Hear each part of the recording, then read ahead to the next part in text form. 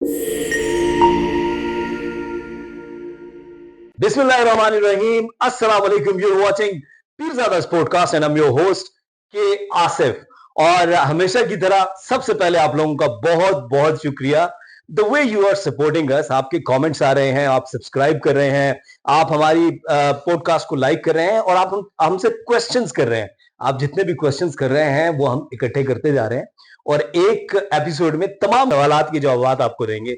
आज एक दफा फिर आपकी खिदमत में हाजिर हुए हैं और जो हमने आपसे वादा किया था ना कि पीटीआई की बुनियाद रखने वाले और उस बुनियाद में अपनी कुर्बानियों से, कुर्बानियों के जज्बे से इस पीटीआई को आगे लेके जाने वाले कारकुनान से, लीडरान से आपका तारुफ करवाएंगे, आपकी मुलाकात करवाएंगे।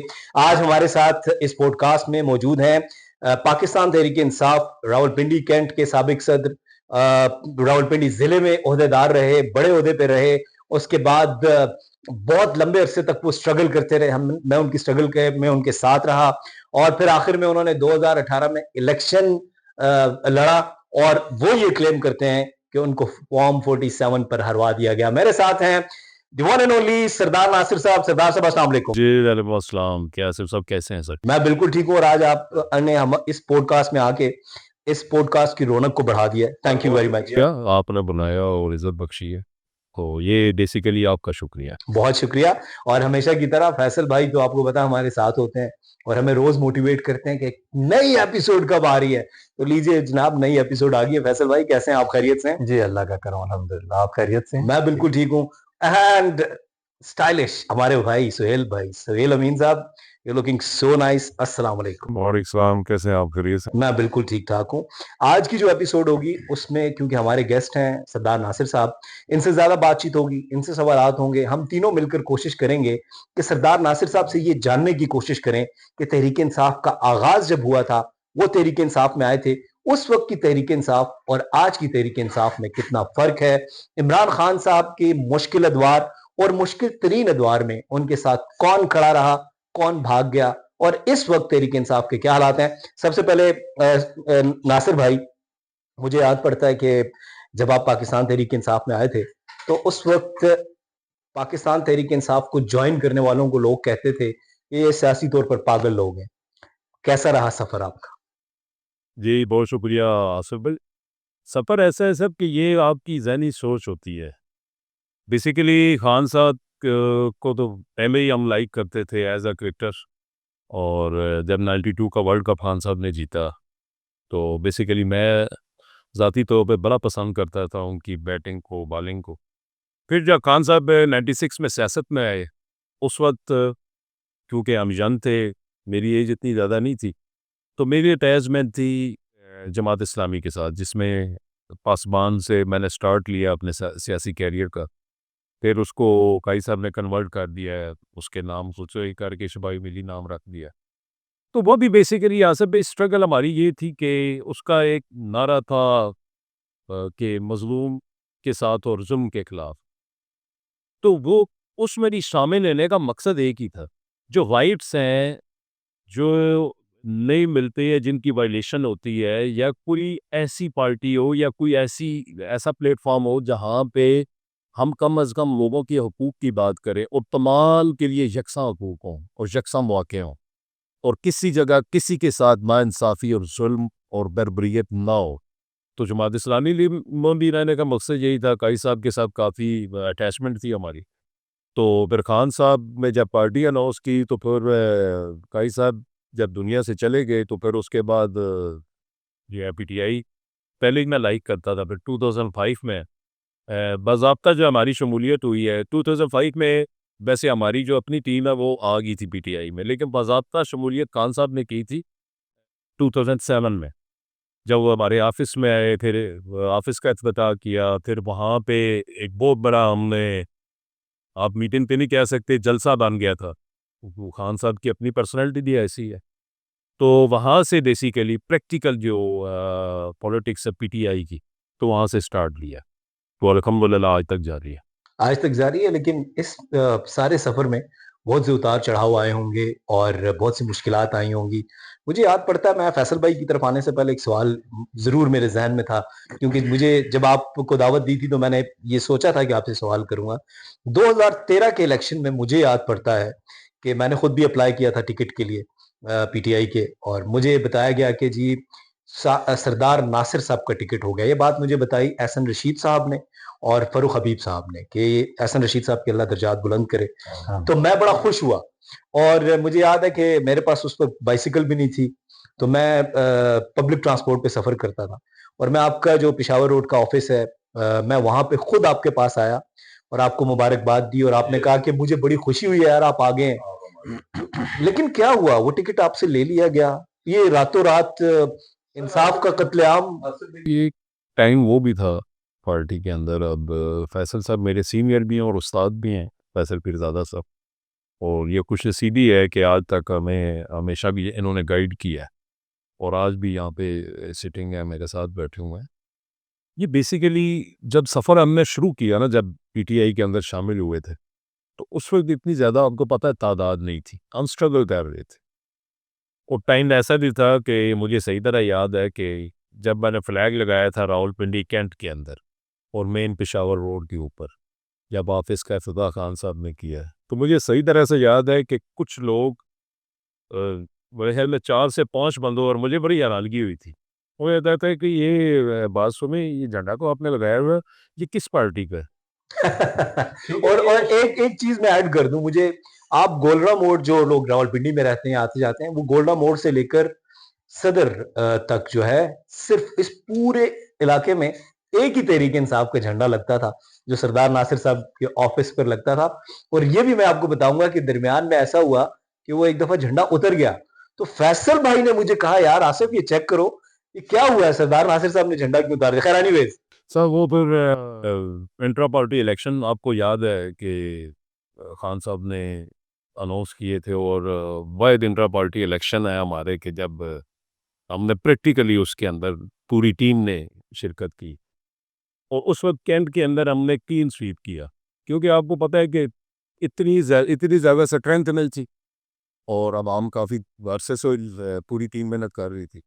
तो रावलपिंडी कैंट विन किया, और एहसन रशीद साहब भी हमें उस वक्त भी गाइड कर रहे थे। तो फिर उसके बाद आगे तंजीमी सियासत जो है वो डिस्ट्रिक्ट की और कैंट की शुरू हुई। अब 2013 की जब बात, और टिकट वाला जो मामला आप मुझसे पूछ रहे हैं, तो उसमें ये यकीन मैंने कि मैं जिस हल्के से मेरा तल्लक, और आप बखूबी जानते हैं कि 2008 में जब एपीसी का ऑल पार्टी कॉन्फ्रेंस हुई थी लाहौर में, तो खान साहब के साथ हम गए थे। तो चंद भी लोग हुए, जिसमें मोइन सदाकत और एज़्ज़त भी उस वक्त शामिल हुए थे पार्टी में। ठीक है, अब मेल और रूम में इतना ज़्यादा डिफरेंस नहीं है कि बस आगे पीछे हम पार्टी। आपके साबिक दोस्त फैज़ुल हसन चौहान भी शामिल हुए थे। नहीं, फैज़ल हसन चौहान साहब की तो बहुत बाद की बात है कि वो पार्टी के अंदर। आप ही उनको लेके आए थे ना पार्टी में? जी, वो मैं उसके ऊपर आता है ना, जब आप नेक्स्ट क्वेश्चन करेंगे तो इंशाल्लाह उसका भरपूर मैं जवाब दूँगा। तो 2008 के अंदर जब एपीसी का इजलास हुआ है, उस वक्त भी खान साहब ने, जो हमारे तमाम हल्के थे, इस हल्के से मेरा ही टिकट उन्होंने अनाउंस किया था। लेकिन आपको पता है कि पार्टी पीटीआई जो है उसमें बाई गैप में चली गई थी। हम वो इलेक्शन 2008 वाला दिल्ली ले आई, बिल्कुल ऐसा। फिर 2013 में जब इलेक्शन हो गया, तो उस मोदी दोनों सौदों से, यानी कि कंपटीशन था। एक ने मेरे ख्याल में एजाज चौधरी साहब उसको लीड कर रहे थे, एक ग्रुप को, एक को एहसन रशीद साहब लीड कर रहे थे, अल्लाह उनकी मग़फ़िरत करे। आमीन। तो दोनों साइडों से मेरे मान जो है वो पुट किया गया, और टिकट मेरा ओके हो गया। बल्कि मुझे ये भी याद है कि एहसन साहब ने मुझे कॉल करके बुलाया था इस्लामाबाद में, और फिर मैं उनके पास गया, उन्होंने खुद मुझे मुबारकबाद दी और बोला आपका तो टिकट क्लियर है, अब सिर्फ एनए का टिकट रह गया, उसका कंपटीशन है 2 से 3 लोगों के दरमियान, तो आप तो अपनी कैंपेन जाके शुरू करें, स्टार्ट करें इलेक्शन की। फिर वहाँ से निकले तो ऑफिस मैंने खोल लिया, सैफुल्लाह अलैहि साहब से बात हुई, उन्होंने तो बोला जी आपका टिकट क्लियर है, कोई आपका तो हर्डल ही नहीं है।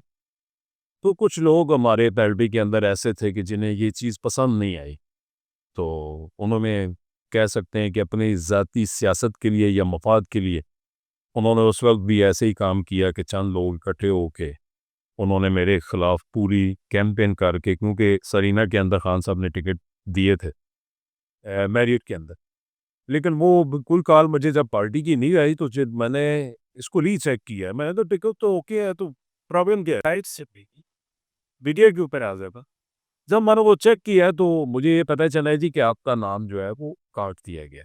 और मुझे हैरानगी इस वजह से हुई है कि मैं इलेक्शन स्टार्ट कर चुका था, इलेक्शन ऑफिस का बाकायदा इफ्तिताह हम कर चुके थे और तमाम अपनी टीमें बना के हम डोर टू डोर, बल्कि आपसे भी मेरी मुलाकात नहीं पे हुई थी और आपने मुझे मुबारकबाद भी थी। तो जब आप इलेक्शन के अंदर हो और पार्टी भी आपको ओके कर दे और फिर आप इलेक्शन शुरू भी कर दें और फिर आपको ये पता चले कि नहीं जी आपका टिकट कैंसिल है, कलाम वाले को टिकट मिल गया, तो फिर वो सिचुएशन ऐसी थी कि अपने आप को संभालना, जो आपने जिक्र किया ना कि झंडा कैसे उतरा और क्यों उतरा, क्योंकि मेरा जो ऑफिस था उसके बिल्कुल साथ ही चचा की प्रॉपर्टी है और वो मुस्लिम लीग नून में थे।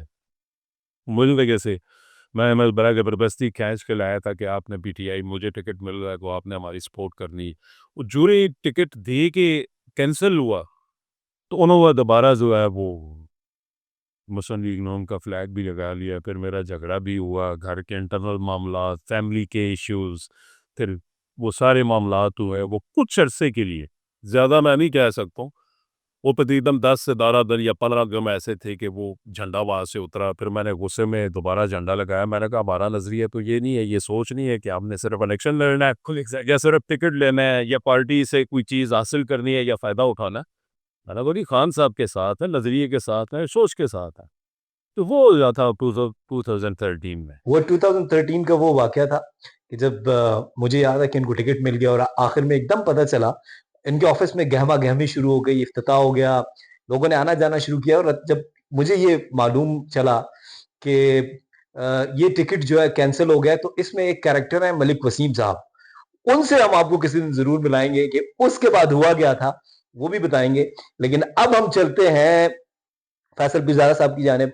जो फैसल भाई, मैं तो आज आपसे कोई क्वेश्चन नहीं करूंगा, आज हम सब क्वेश्चन करेंगे सरदार नासिर साहब से। आप क्या कहना चाहेंगे फैसल भाई? जी जी, खैर मैं एक तो यहाँ थोड़ा सा ये बताता चलूँ कि सरदार नासिर साहब जब पार्टी में आए तो हम तमाम जो मुकामी यहाँ उस वक्त पार्टी के अहदेदारान वगैरह और जो बाकी थे, बड़े खुशी इसलिए थी कि एक तो बड़ा ज़बरदस्त नज़रिया रखने वाले और दूसरा माशाल्लाह बोलते भी बहुत है, जिनकी तकारीर वगैरह बहुत आउटस्पोकन और बड़ा जज्बे के साथ ये पार्टी में आए थे। तो हमें एक मुझे एहसन रशीद साहब ने एक दफ़ा एक लाहौर से कहा कि फैसल आप मुझे रिपोर्ट बना के भेजें रावलपिंडी की कि भाई कौन किस तरह क्या काम कर रहा है। तो मैंने सरदार नासिर साहब का नाम भेजा, तो एक ही नाम भेजा, बाकी तो आपको पता है कौन क्या करते थे।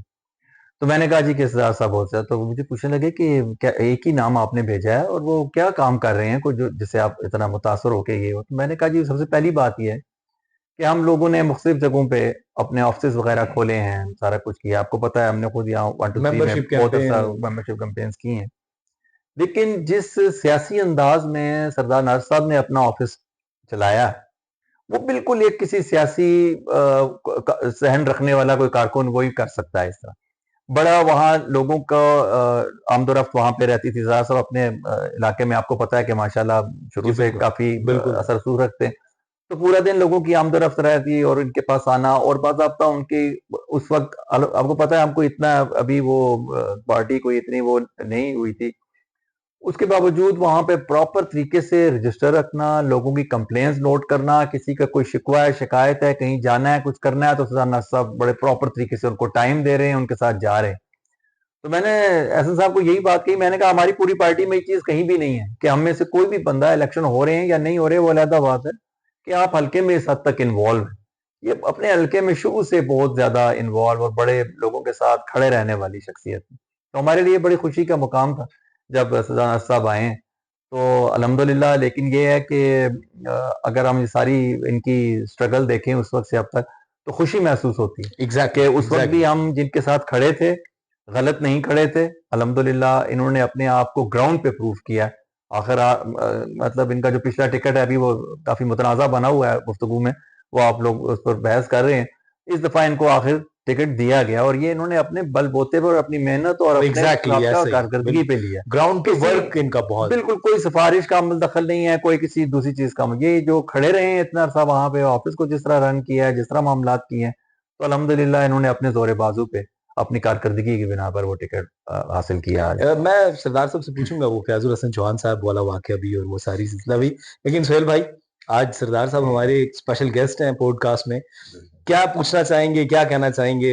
आपके क्या आपका क्या मौकिफ है कि जब सरदार साहब से टिकट वापस ले लिया गया था, बड़ा मुश्किल फैसला था कि उसी पार्टी में, लेकिन जाहिर है जब नजरिए के साथ आप होते हैं तो आप किस तरह के फैसले करते हैं? बेशक जो है ना, मेरे ख्याल में बड़े ही थोड़े सियासतदान होंगे जो कि पार्टी का टिकट वापस लें और फिर भी जमात के साथ रहें। तो ये इनकी बड़ी हिम्मत है इनकी और बड़ी इनकी एफर्ट है कि वो इन्होंने तो बड़े आराम से बात की कि टिकट वापस ले लिया और 10-12 दिन मुश्किल गुजरे। मेरा नहीं ख्याल है 10-12 दिन मुश्किल दिल पे क्या गुजरी हुई उनके, ये जानते हैं। ये आप बड़ा कुछ सोच रहे थे कि आ गया बी का टिकट चले गया, तो अगर जीत गया तो फिर, और वो जीत भी जाते हैं।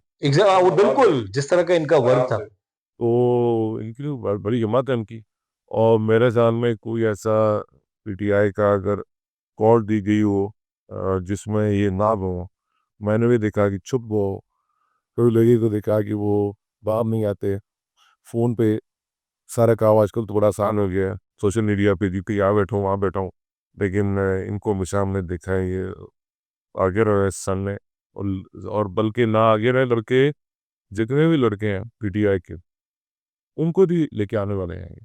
तो इनकी बड़ी हिम्मत है।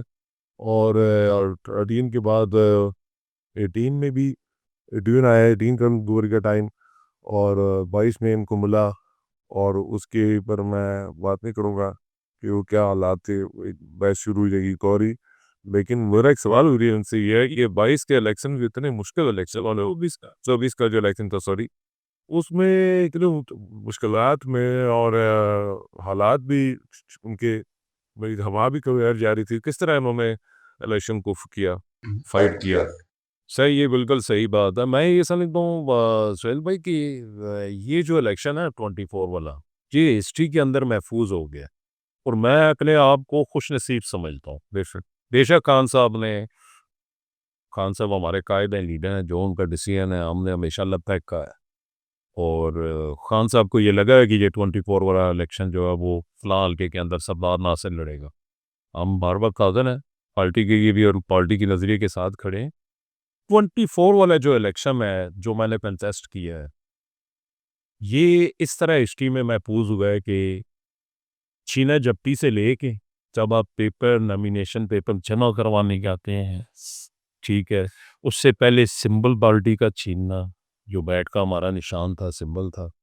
फिर उसके बाद हम पेपर जमा करवाने गए, वहाँ कितनी मुश्किलात थी, जहाँ पे आरओ के ऑफिस से जहाँ पे पेपर हमने सबमिट करवाने थे, वहाँ यही जहन में होता था अभी पता नहीं कौन पल्ला, अब ये तो हम पहचानते नहीं है, ये क्या है, चीना जब्ती कौन कर रहा है, कौन है, आपको पता है निगरान सेटअप भी था, अभी जो सारा मिली भगत थी, वो सारे मामलात उनके कब्जे के अंदर थे वैसे।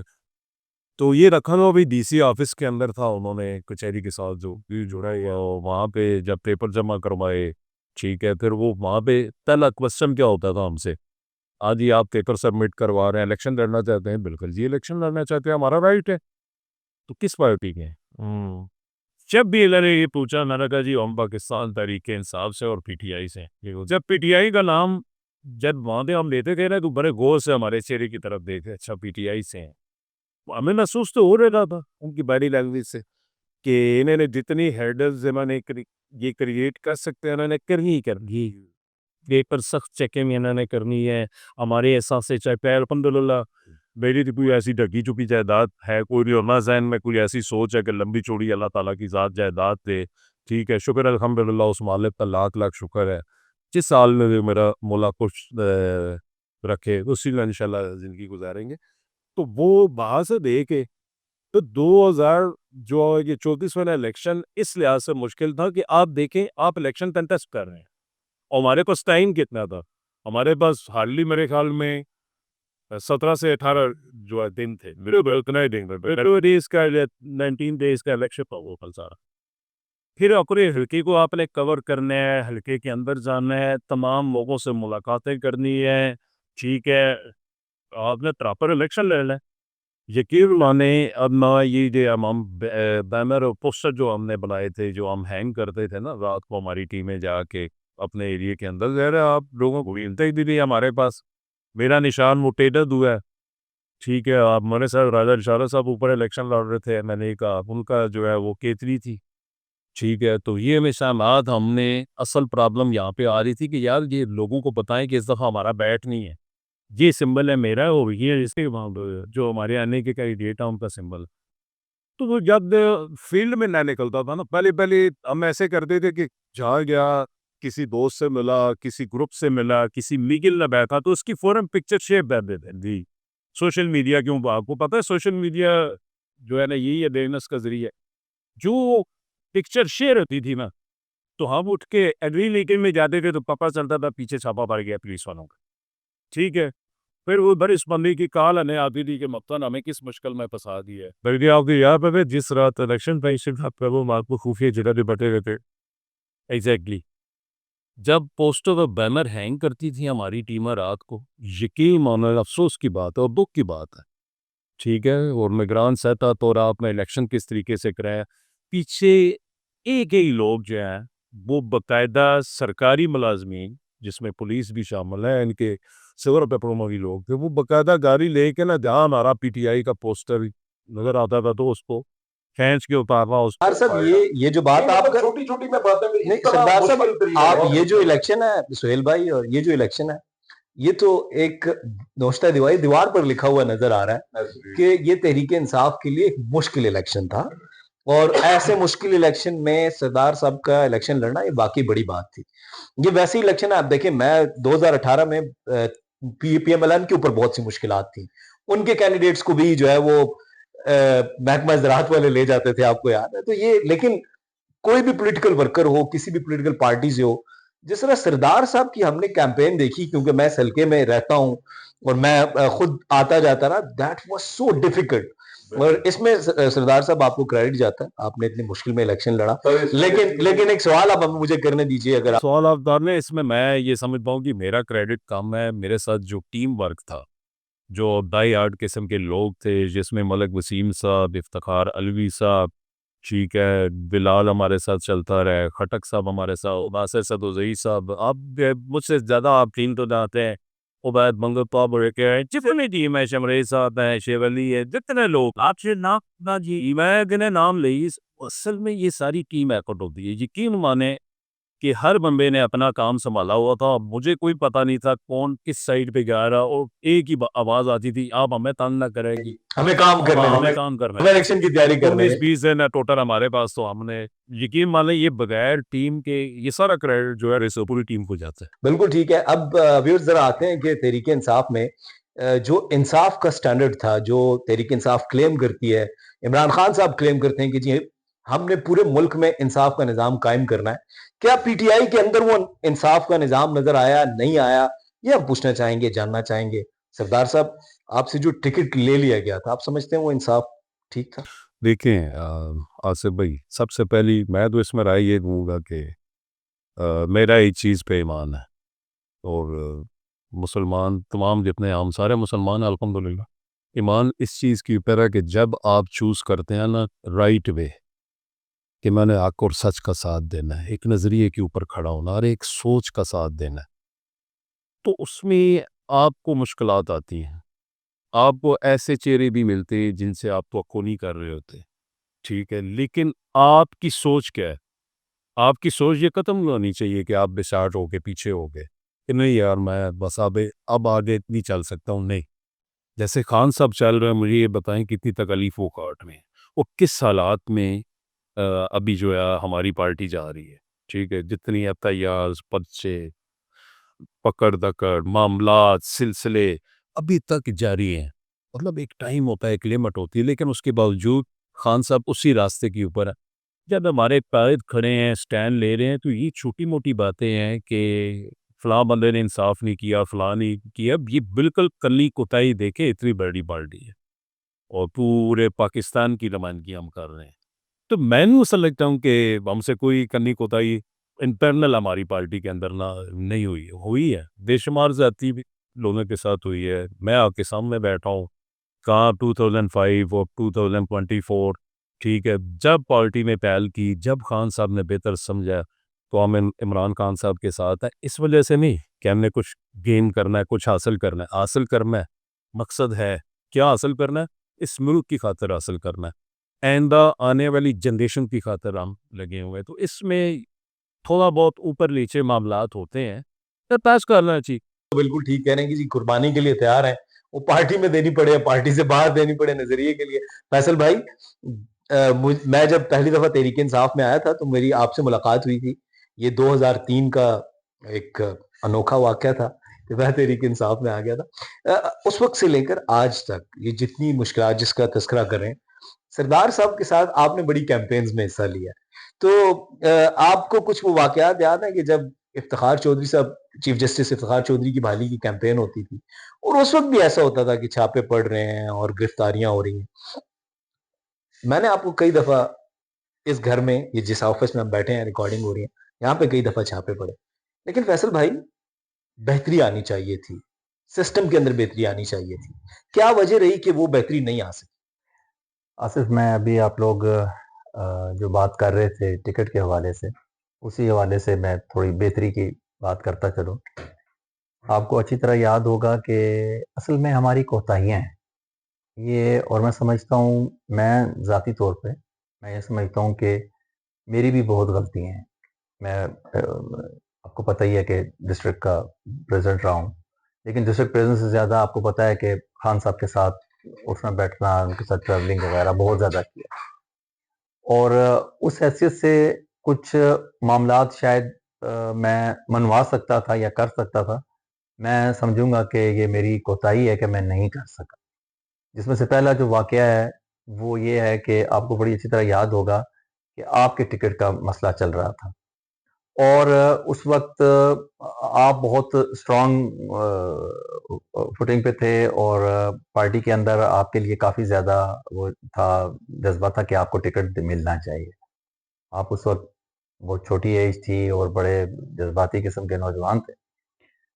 तो जिस वक्त टिकट के मामले पे मामलात ख़राब होने शुरू हुए, जैसे हमेशा, जैसे अभी सरदार साहब ने भी ज़िक्र किया कि जब टिकट दे रहे होते हैं और 100 मामलात खुल जाते हैं।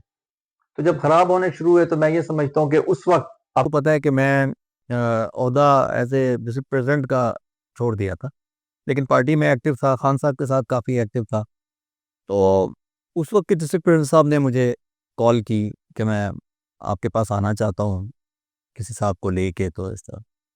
तो वो मेरे पास यहाँ पे ऑफ़िस में आए और उन्होंने आके मुझसे ये रिक्वेस्ट की कि फैसल भाई, आपका भी स्टैंड है और आसिफ के लिए भी इस तरह मामला है। एक वाहिद ये मसला आप ही हल कर सकते हैं कि ये टिकट आसिफ की जगह किसी और शख्स को दे दिया जाए।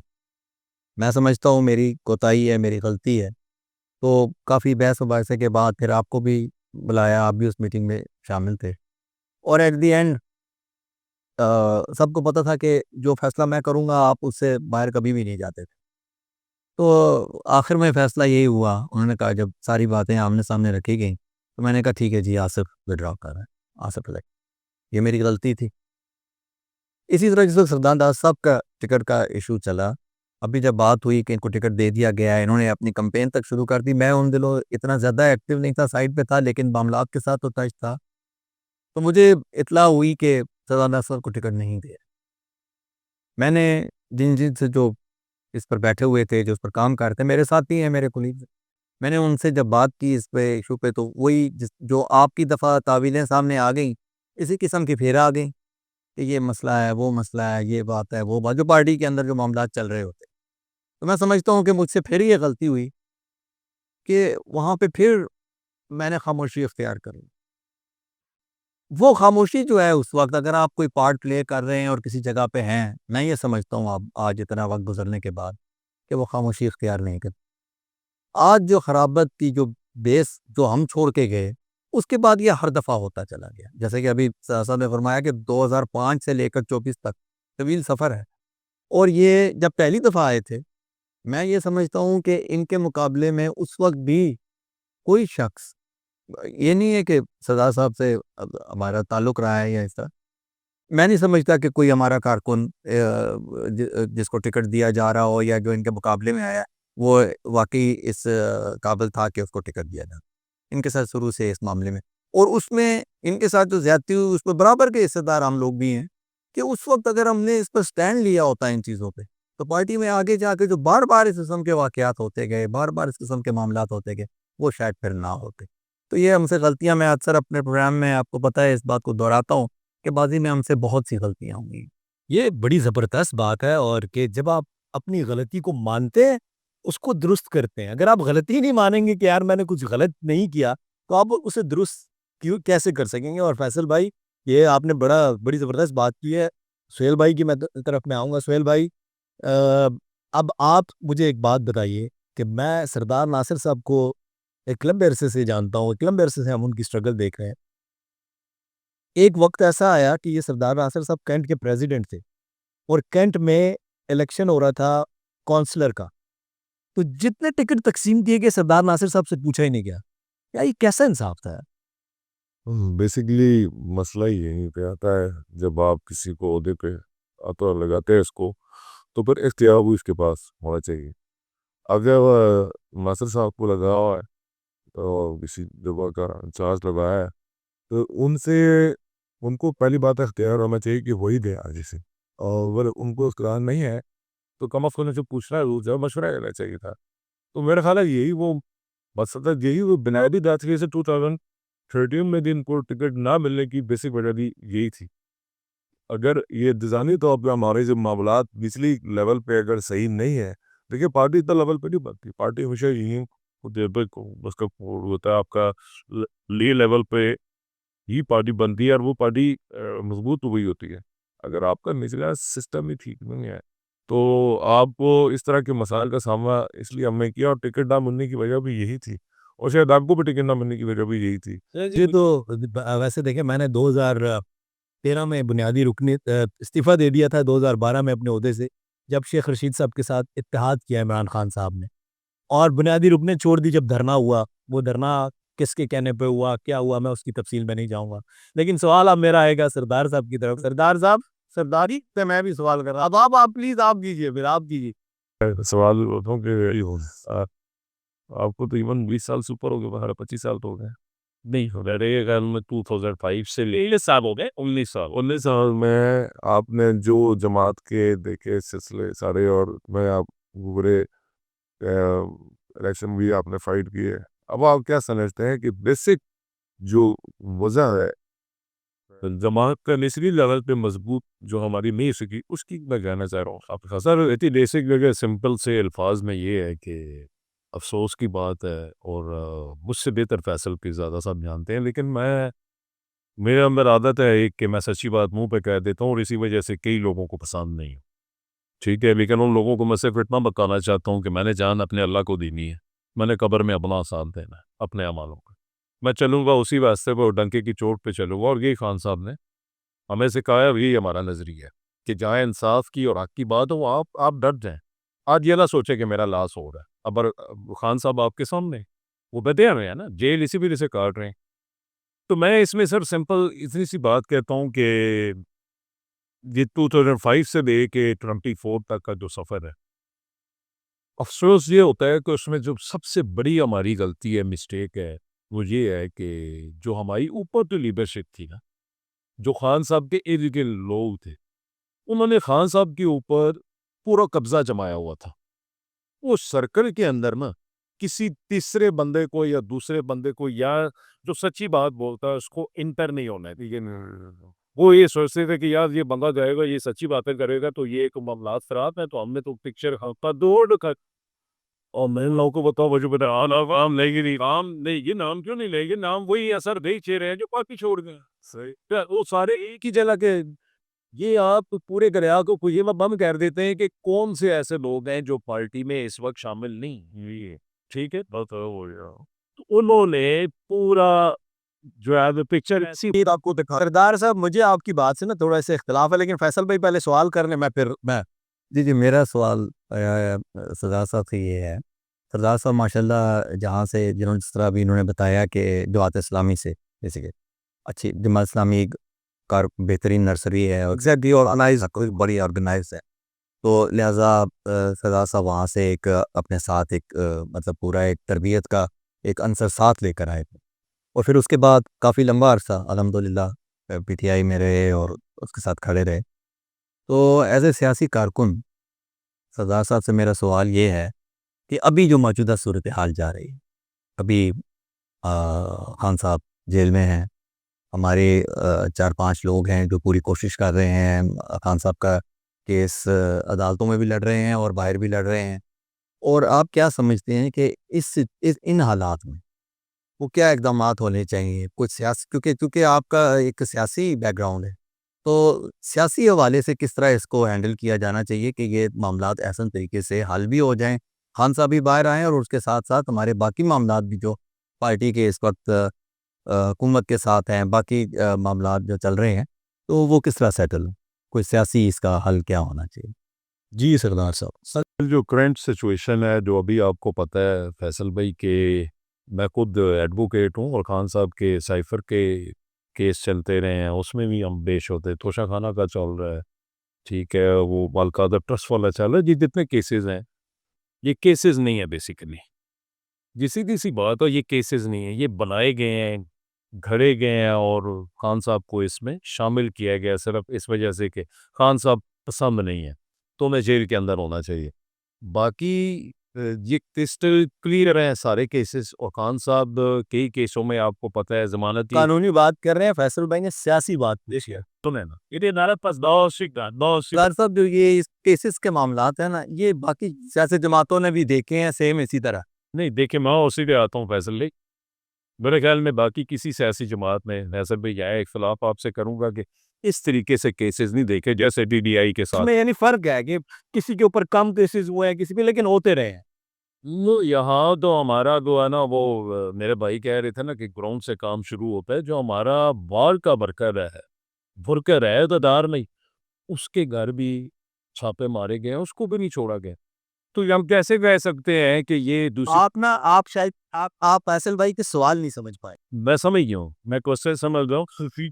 करंट सिनेरियो में जो मौजूदा हालात जा रहे हैं, देखें इतनी बड़ी स्टेटमेंट आज की तारीख में इमरान खान साहब की तरफ से आई और मैं ये समझता हूँ कि इससे बड़ी स्टेटमेंट नहीं आ सकती और खान साहब की स्टेटमेंट ये है, जैसे सलमान अकरम राजा साहब ने और उनकी बहन रीमा खान साहिबा ने, उन्होंने भी आके यही बताया एक ही स्टेटमेंट, खान साहब ने कहा है कि जो जुल्म ज्यादती जबर जो कुछ मेरे ऊपर हुआ है, जितने मामलात हुए हैं, मैं सब वो चीज़ें भूलने के लिए और माफ़ करने के लिए तैयार।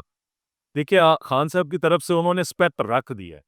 मैं ये समझता हूँ मौजूदा कंडीशन के अंदर कि अगर हमने मुल्क की बेहतरी के लिए सोचना है, मुल्क को आगे लेके जाना है, जो लास्ट टाइम आपको पता है 26 नवंबर को जो कुछ हुआ है, इससे मुल्क आगे नहीं जाते, इससे कौमें हमेशा पीछे जाती हैं। जब आपको दुनिया ये देखती है कि इस मुल्क के अंदर किसी जगह पे भी जो है हालात पुरअमन नहीं है और सियासी हवाले से आप देख कयास और यहाँ तो आपको पता है ना, बहस से लेट भी नहीं आते, मैशत आपकी स्ट्रांग नहीं होती, कोई इन्वेस्टमेंट करने को तैयार नहीं होता, तो मैं ये समझता हूँ सर फैसल भाई आप वाला क्वेश्चन है कि इस वक्त जो मौजूदा सूरत हाल है उसमें टेबल टॉक होनी चाहिए, जो मुज़ाकरात चल रहे हैं, लेकिन असूल की ऊपर और मौक़िफ़ जो हमारा एक ही है, जैसे खान साहब ने कह दिया है कि हमारे तमाम बेगुनाह लोग जिन्हें आपने कैद और बंद की सूरत में ये बर्दाश्त कर रहे हो और जेलों में कैद खानों में डाला हुआ, सबको रहा करें। मैं अपनी तरफ से मेरे ऊपर जितने आपने जुल्म किए, जो कुछ किया है, मैं अपनी ज़ात के ऊपर जो कुछ हुआ है वो मैं माफ़ करने के लिए तैयार हूँ और ये स्टेप खान साहब ने रखा है। आप तमाम लोगों को बाहर निकालें। अब ये गवर्नमेंट के कोर्ट के अंदर बाल चली गई है कि उन्होंने इससे आगे जवाब क्या देना है कि आया कि वो एक स्टेप जैसे खान साहब ने रखा है, वो भी रखते हैं या नहीं। मैं ये समझता हूँ दोनों साइडों से होना चाहिए और आपके सामने है कि शन्ना में यही आ रहा है कि मुज़ाकरात शायद कल या परसों दोबारा इसका सेशन ही दे रहा भी, इसका हल सिंपल यही। वैसे वही एक सवाल मेरा भी है कि इसी में कि आप नहीं समझते थोड़ा सा सियासत में सख्त रवैया नहीं होना चाहिए। थोड़ा सा कुछ खान साहब को भी चाहिए अपना रवैये में। सर ये बहुत अच्छा सवाल आपने किया है सुहेल भाई, और बड़ा ज़बरदस्त क्वेश्चन किया है। बिल्कुल सख्त रवैया नहीं होना चाहिए। लेकिन हम मुसलमान हैं ना, जब आग के रास्ते में निकलते हैं ना, तो जब हमें रोका जाता है कोई भी रास्ता है वैसे, ठीक है, अब बिल्कुल सख्त मौक़िफ़ नहीं रहना चाहिए। हमारे पोस्टर उतार रहे हैं, फाड़ने दें।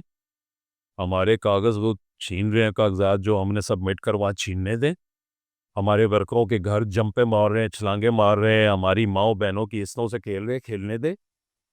ठीक है, वो हमारे लोगों को सीधे फायर मार रहे हैं, मारने दें। सर अभी सर एक से एक सेकंड सेकंड, मैं आप जा दोगे, एक छोटी सी चीज ऐड कर लो ना अभी आप आप मुझे इंटरप्ट करेंगे तो मैं तो वो बोल नहीं पाऊंगा। नहीं आपकी बात मैं समझ मैं इसको आगे बढ़ाने लगा मैं इसी को आगे बढ़ाने लगा सरदार साहब जो बात कर रहे हैं स्ट्रॉन्गली एग्रीड उसमें कोई इख्तलाफ नहीं है कि किसी भी पॉलिटिकल पार्टी वो पीएमएलएन हो पीटीआई हो जब आप उनके वर्कर्स को रोकने की कोशिश करते हैं वो चाहे गोलियों का रास्ता हो वो चाहे तशद्दुद का रास्ता हो वो जेल का रास्ता हो उसको कोई भी जमहूरी मुआशरा अप्रिशिएट नहीं करता और जो कुछ तहरीक इंसाफ के वर्कर्स ने सफ़्ज़े बर्दाश्त किए और अभी जो असीरान है हमने जिस अपनी पिछली पॉडकास्ट में लोगों के नाम लिए थे क्या इनकी रिहाई होनी चाहिए ये सियासी कैदी जो है ना इनका सिलसिला खत्म होना चाहिए ये बिल्कुल ठीक कह रहे हैं लेकिन मैं जिधर आना चाह रहा था ना सरदार साहब मुझे उधर आना ही चाहिए क्योंकि टाइम हमारा कब रह गया सरदार साहब आपने एक बात की कि इमरान खान साहब के गिर्द जो लोग थे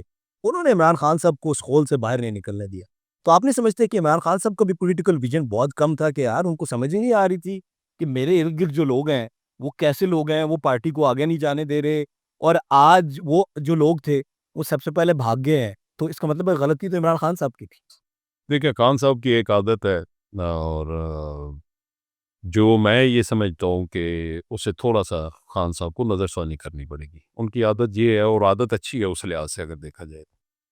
एक तो वो जो मुश्किल टाइम में पार्टी के साथ खड़े रहते हैं, खान साहब उनको नहीं भूलते।